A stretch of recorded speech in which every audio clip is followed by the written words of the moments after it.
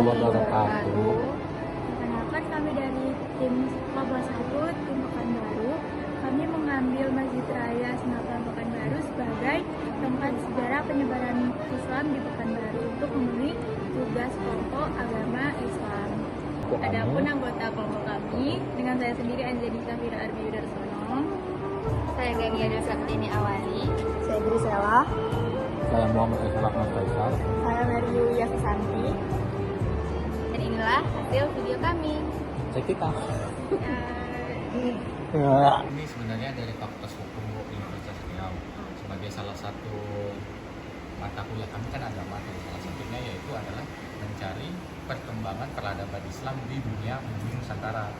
Nah, salah satu kan yang kami ambil itu kan kata yang kami ambil dari website itu kan salah satunya di masjid ini ya, salah satu masjid yang bersejarah lah dari zaman sultan-sultan terdahulu. Nah, makanya itu kami di sini ini menanyakan kepada pengurus masjidnya yang di sini untuk kemudian menjelaskan bagaimana dari masjid ini kemudian tersebarlah peradaban Islam di Pekanbaru ini. Nah, Di Pekanbaru ini khususnya ya, kita ambilnya kan di sini ada makam Sultan keempat dan Sultan kelima. Sultan keempat itu bernama Sultan Alamuddin Shah, Muhammad Alamuddin Shah. Ya. Dia memindahkan kota pemerintahan dari Mangkurat ke Senaplang ini, ke Kampung Bandar ini, ke Kampung Bukit ini. Kalau dulu namanya Kampung Bukit, makanya beliau diberi gelar Magum Bukit. Dia itu beragama Islam. 62 itu kan banjir, pun alam tidak seperti sekarang ya. Jadi itu tuh di kebanjiran pindah lagi ke Pelita Pantai.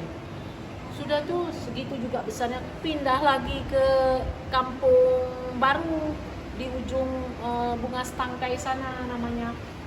Sudah banjir dan akhirnya pada tahun 1901 aja lah yang kita ambilkan. Dibuatlah ada di dekat makam ini masjid yang cukup besar, sudah lumayan besar.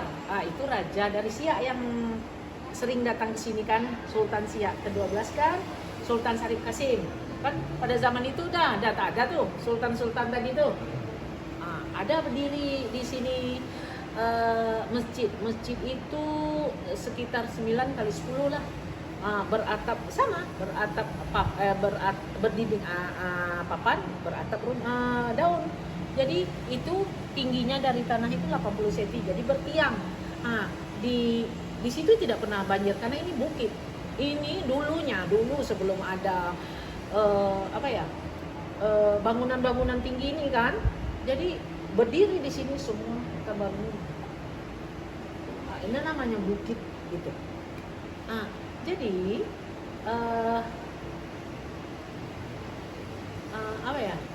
kan dulunya kalau Pekanbaru ini Senaplang aja karena ini kampung tertua di Pekanbaru, Senaplang ini. Jadi dibangunlah situ. Itu situ mulai pokok yang udah banyak. Jadi pedagang-pedagang dan saudagar kan di sini ramai itu, walaupun dari tahun 1762 itu udah ramai juga sih. Perdagangan, perekonomian. Kenapa? Dulu orang tidak jalan darat, orang lewat perairan. Jadi tahun 1901 itu udah ramai juga pedagang dari Malaysia, umumnya Kedah ya kan, Singapura dan kapal-kapal pun bersandar di sini kan. Jadi kan kalau hari Jumat tuh ramai. Jadi tak muat juga yang 9 kali 10 tadi. Udah mulai penduduknya bertambah ramai. Itu pada masa itu Sultan Siak itu kan anak cucunya lagi tuh. Kita kan tadi dapat yang keempat, yang kelima. Ada makamnya di sini di sebelah. Jadi nanti kita ke sana. Jadi sampai di sana adalah inisiatif orang Pekanbaru bernama Haji Sadia dan suaminya bernama Haji Muhammad. Nah, dia pada bahasa itu adalah haji, sedangkan orang haji naik kapal setahun namanya, atau 6 bulan paling cepat karena naik kapal kan. Jadi dia tuh menghibahkan tanah ladang mereka yang isinya semak belukar. Yang semak belukar tuh isinya tuh dihibahkannya lah tanah tua besarnya. Kalian nampak yang tengah itu yang granitnya hijau lumut tuh. Yang mulai dari hijau. Nah, di situ dia menghibahkan tanah ladangnya itu pada tahun 1923. Pada tahun 1927 mulailah pembangunan Masjid Raya ini. Dan ini ketua panitianya, Syekh Sulaiman, keturunan India. Dia ini, dialah kalau kita sekarang dialah arsiteknya. Dialah yang ini, Merancang. yang tuh masjid itu model mana, dan itu dialah yang menggambarnya. Jadi menghabiskan biaya 18.700 gulden pada masa itu. Jadi bergotong royong lah masyarakat Pekanbaru ini membangun. Jadi inilah dibangun. Yang dibangun pada tahun 1927 sampai 1937, 10 tahun lamanya membangun ini nih, membangun masjid yang ini ya di sini. Jadi dari yang pertama ke yang hibah masyarakat Pekanbaru itu 40 langkah ke matahari terbit. Setelah dibangun itu ini dibangunnya secara bergotong royong swadaya masyarakat Pekanbaru. Bergotong royong lah masyarakat. Dihadiahi mereka tuh sirup dan roti pada zaman itu. Nih dia. Akhirnya selesai. Ya. Pada tahun 70-an dirombak, ditambah masjidnya, kubah sama, badan beda. Nih. Pada tahun 85 dirombak lagi. Mana dia? Ini enggak betul. Hai. Dirombak lagi dia. Ini pada tahun 85 dirombak mulai pembangunannya. Ini badan sama, kubah beda. Sudah ada sumur tua. Sumur tua itu dia. Kalian dah ada tengok tadi. Sudah itu pada tahun 2008. Oh, ini lupa saya ya. Ini kapasitasnya tuh. Ini kapasitasnya sama dengan ini. Ini kan ini beda-beda, tapi besarnya sama. Model luarnya aja dibeda-bedakan. Ditambah-tambah. Kapasitas jemaahnya 200. Ibu kecil-kecil dapat yang ini. Dapat yang ini. Karena ibu tahun 72 lahir. Ini tahun 70-an kan dirombak. Ini tahun 85 dirombak. Jadi ibu merasakan yang ini, merasakan yang ini. Karena ibu putra sini ya. Putri di anak sini. Dari kakek ibu ya pengurus di sini, ayah ibu, jadi ibu yang senang gitu kan, senang, sayang akan masjid ini. Pada tahun 2008 nih Renovasi lagi. direnovasi besar-besaran. Kapasitas ini berapa? 2000. Kapasitasnya yang dari 200, 2000 ini atas bawah.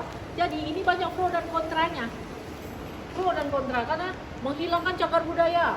Ini. Ya semua merasa lah kalau kita masjid yang umum punya, tentu kan kita merasa kita punya. Siapapun kalangan itu kan begitu, walaupun dia pendatang tapi dia selama lama dia di sini kan sayang, ya kan? Kalau kita dekat rumah aja lah, ya kan? Walaupun kita tidak orang baru tinggal di situ, akhirnya lama-lama kita sayang kan dengan lingkungannya. Begitu juga orang di sini. Jadi terjadilah pro dan kontra ini antara ini dirubuhkan ini. Tapi ini waktu itu ibu masih ingat kali. Kalau hari Jumat kadang melimpah, apalagi bulan puasa, apalagi itu sholat id itu misalnya kan hujan kan, kalau di sini sholat idnya di lapangan, tahu-tahu hujan, larilah orang ke sini, wah sampai ke kuburan. Nah dulu kuburan tuh belum dikurung lagi, nah sampai ke kuburan dulu tuh. Di sini kan bu banyak juga sih pohon-pohon ya kan, nah jadi bawa pohon. Oke, jadi mungkin itu inisiatif pemerintah merubah, bukan menambah ya kan. Jadi dan pro dan kontra itu kan terjadi sangatlah itu sampai tanda tangan gitu kan, siapa yang mau di masjid ini ini kan diperluas, dipercantik, ini modelnya, ditengokkan sketnya, tentu mau kita ya kan. Terjadi pro dan kontra. Lah pro dan kontra itu katanya masjid itu Kalau masuk di luar, ya habis ini kan jauh beda ya kan? Kalau dari luar. Tapi apabila kalian duduk di dalam ini dan menengok ini, apa yang terjadi? Yang ini nih dikurung, jadi ini dipotong. Jadi masjid ini ditambah depan, ditambah belakang, ditambah kiri, ditambah kanan, ditambah atas. Coba lihat.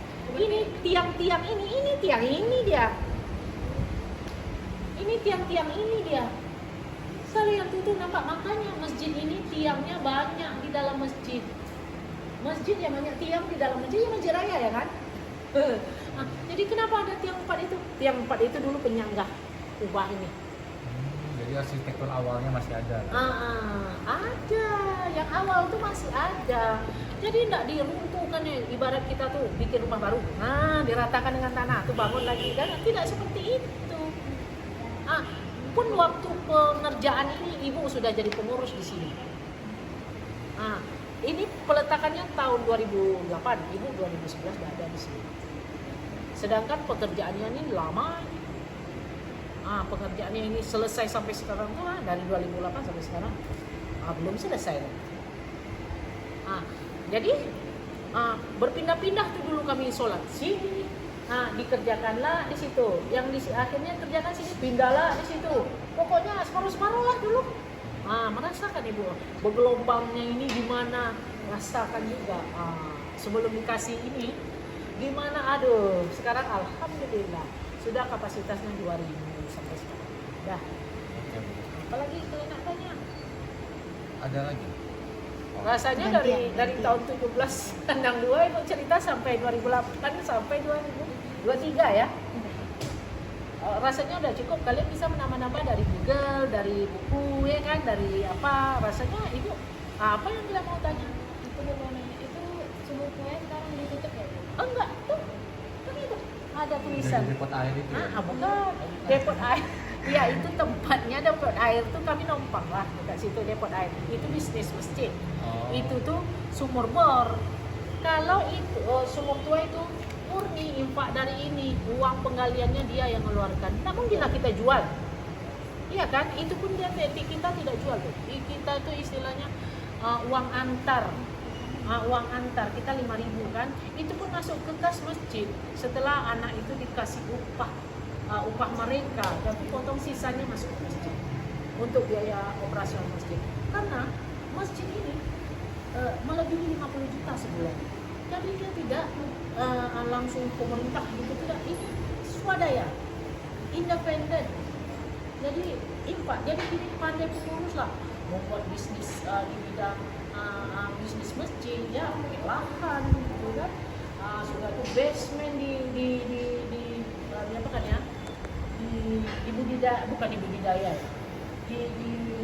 Dibudayakan gitu supaya bisa anak-anak di sini kan orang anak sekolah banyak diberdayakan di situ kan untuk dia parkir kan dapat itu 2.000 satu pengendara, dia lebih ratusan berapa. Iya kan? Kita keluarkan aja uang petugasnya. Kan karena ada petugas pula yang yang menunggu, ya kan, supaya hilang, supaya tidak hilang, supaya rusak, tidak rusak, supaya rapi itu kan, supaya muat. Dikeluarkan uang, sisanya masuk ke masjid. Disitulah kita mendapatkan uang untuk biaya operasional masjid. Karena di sini kalau masjid ini biaya operasionalnya itu murni. Dari infak, bisnis masjid, sudah infak, sedekah orang, infak, itu infak dan sedekah. Ada bisnis masjid. Nah itu apa lagi? Kalau begitu kan ibu bilang kalau ini kebanyakan emang independensi dari pengurus masjid ini. Iya. Bukan dari infak usaha dari pengurus lah gitu kan. Terus bagaimana peran pemerintah dalam ini Bu? Dalam cagar budaya ini kan termasuk cagar budaya. Iya. Masjid ini. Peran pemerintah kita tuh terus merangkum pemerintah supaya kita tidak ditinggalkan gitu. Jadi pemerintah nengok kita tuh rasanya bisa berdiri sendiri. Dia menolong fisiknya. Kalau fisik itu tak kita mampus gitu. Kalau kita bisa biaya operasional yang 50 juta lebih itulah, alhamdulillah. Tapi sempat fisik ini miliaran kok. Itulah pemerintah. Soal fisik kita pemerintah. Tapi kalau soal biaya kan saya bilang tadi, biaya operasionalnya baru kita. Yang rutin itu kan mesti, yang rutin itu tiap bulan tuh mesti ada tuh kan biaya operasional. Iya sih. Kalau fisik kan nunggu tarmen, nunggu APBD baru keluar. Itu jadi soal fisik itu pemerintah. Jadi makanya kenapa ya Masjid Raya itu tak siap-siap ya, kita nunggu dari pemerintah. Kalau ngelontor lah uang APBD itu untuk Masjid Raya, ya alhamdulillah ditambah. Kalau sempat uang masjid ya tak siap-siap. Soalnya biayanya juga besar ya kan. Oke. Terima kasih Bu, mungkin itu aja lah kalau masalah wawancara ini ya. Kalian bisa nih. Kalau soal ini waka hibah, tanah hibah ya kan. Ini sumur tua. Itu tinggal peninggalan sejarah, cagar budaya juga itu mimbar. Mimbar itu dibuat itu pada tahun 1892. Sampai sekarang masih berfungsi. Masih hidup, masih kokoh, masih bagus. Masya Allah. Itu dia. Tidak pernah kita rubah. Cuma kita cat dia. Itu seperti main apa ya? Main Lego. Itu bisa dibuka-buka. Tidak pakai paku. Jadi kan orang dulu kan tak pakai paku tuh. Kalau kayunya kayu bagus ya kan. Jadi seperti main Lego lah. Jadi saya pernah nampak itu waktu itu ambangnya yang tengah di belah bawah itu dimakan rayap. Jadi otomatis kan goyang tuh kalau khatib naik mimbar. Jadi itu dibuka oleh tukang kayu yang ahli lah kita cari. Itu pada tahun 2017 tuh tanggal 14 Juli kalau tidak salah itu. Itu saya kan ada di sini. Tuh saya tengok, kayak main Lego aja orang tuh buka rupanya. Nanti dipasangnya lagi. Gitu. Oke. Ibu, saya ada mau bertanya. Itu kan makam sultan-sultan yang lama, Bu, itu bisa jadi wisata ziarah, Bu? Atau Iya memang itu termasuk PCB. Itu wisata sejarah di sini, wisata religi, wisata sejarah itu memang udah masuk cagar budaya dia tuh. Udah kan ada papannya di situ cagar budaya. Jadi dia tuh makam itu udah termasuk. Tapi yang masih pro dan kontra nih ini Masjid Raya ini pro dan kontra antara tahu dengan tidak orang-orang itu kan. Ya udah ya kita kan mungkin udah terlanjur azas manfaat aja lagi kan bisa kan gitu, azas manfaat aja lagi. Kalau makam itu kan tak ada mungkin harus diperbesar supaya begini kan tak mungkin. Kalau masjid kan mungkin aja ya kan, lebih kita berdasarkan azas manfaat lagi. Kalau yang dipertahankan yang kecil itu tak muat jemaah. Mobilitas penduduk sekarang bertambah. Sekarang aja kadang Fatimah Ala Idrus datang ke sini tidak muat. Jemaahnya berapa? 3.500 yang datang kemarin itu. Sedangkan kapasitas ini cuma 2.000. Mungkin ada lagi. Untuk pengurusan struktur pengurusan masjid ini gimana, Bu? Strukturnya ada. Di situ ada. Jadi di sini ada ketum. Di sini. Di sini ada 7 pengurus harian. Ketua umum, sekretaris umum, bendahara umum. Jadi ketua satu itu misalnya membidangi bidang dakwah. Ketua 2 harta kekayaan masjid. Ketua 3 mengkoordinar karyawan. Koordinir karyawan. Saya dulu kan berapa tuh? Ketua umum, sekretaris umum, bendahara umum, ketua 1, ketua 2, ketua 3, wakil bendahara saya 1. Itu ketua itu pengurus harian termasuk saya 7. Oke. Itu struktur yang harian ya, yang tinggi. Tapi ada nanti ada penasehatnya ya kan. Itu ada nazir itu pemilik masjid. itu yang orang sesepuh masjid sini lah kita. Itu nanti kami boleh nggak minta izin untuk melihat makam? Boleh ya, yuk kita sekalian nanti ya.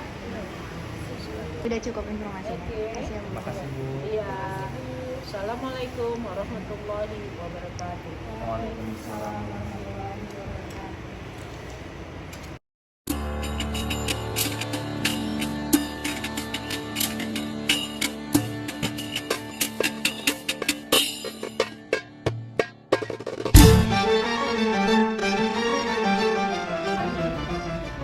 Ini akhirnya ini raja kecil. Ini raja kecil ini. Nah, ini katanya sempat lari ke Pagaruyung. Jadi itu sempat lari ke Pagaruyung. Jadi ini Sultan kedua. Tengku Buang Asmara, Sultan Jalil Muhammad. Itulah silsilahnya. Itulah silsilahnya kalau dibaca. Baik, terima kasih Bu Nah, untuk turnya hari ini. untuk turnya hari ini ya. Tour guide. Jadi tour guide. Yalah itu silsilah raja-raja kerajaan Siak. Makanya ini nih sampai ke Sultan Bone kan ada keturunan Daeng orang ini. Jadi sultan-sultan di Makassar itu, Sultan Makassar itu. Sedangkan suami saya itu datuknya itu dari Daeng, keturunan Daeng. Makanya mertua saya itu Daeng orangnya. Jadi kerajaan Siak ini keluarga suami saya itu orang Siak. Jadi makanya mereka itu keturunan Daeng. Jadi kerajaan Siak ini sampai ke kerajaan Bone sana, Sulawesi Selatan. Iya, karena orang itu kan belayar kan.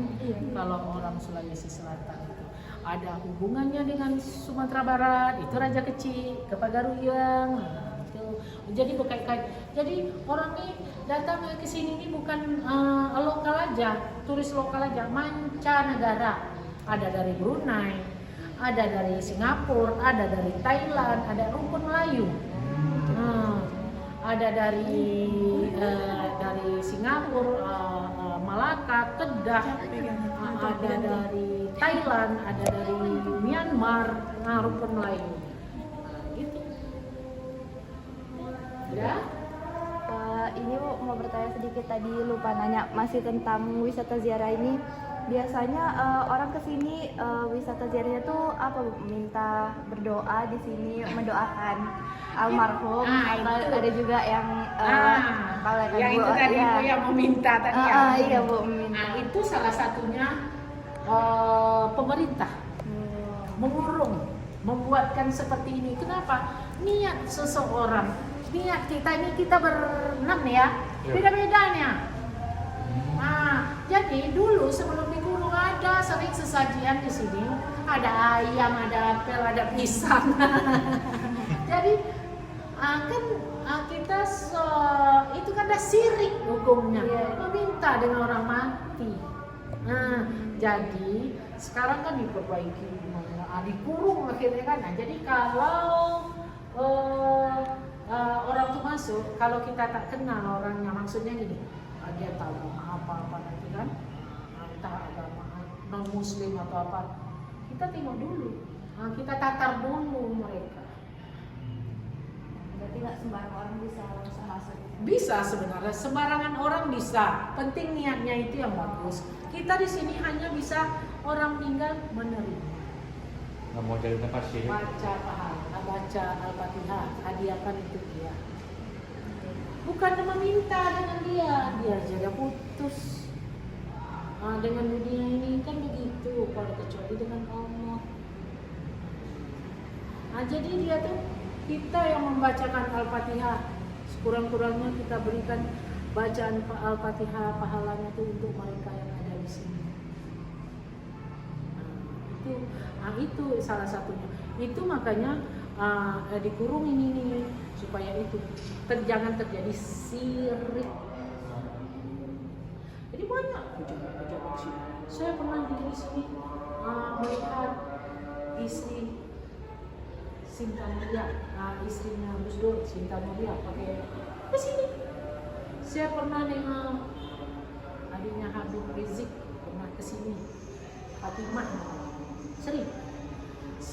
tengok pejabat-pejabat kesini, apalagi yang mau pilkada.